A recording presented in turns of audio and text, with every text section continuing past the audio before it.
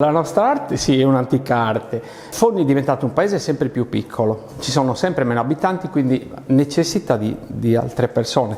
L'unica soluzione è l'online. L'online raggiunge tutte le persone del mondo con un semplice sito, solo per questo è la nostra scelta.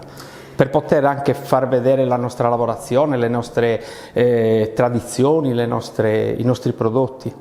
L'artigiano è stata una scelta, diciamo, una scelta consigliata da mio padre, perché a Fonni mancava un orafo già da 30 anni e quindi mio padre mi ha detto: vai da un artigiano, impara a lavorare perché avrai un futuro, lavorando da artigiano ci sarà un futuro.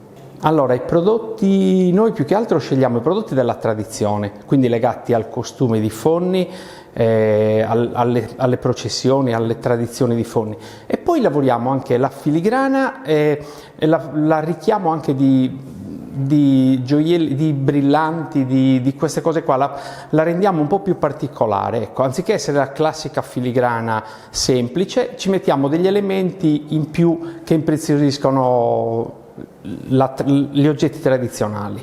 L'idea arriva dalla fantasia.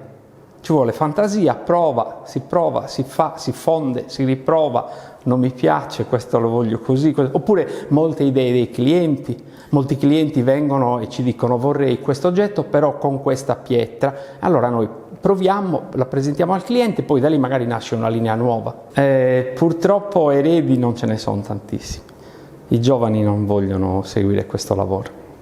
O forse non lo conoscono abbastanza?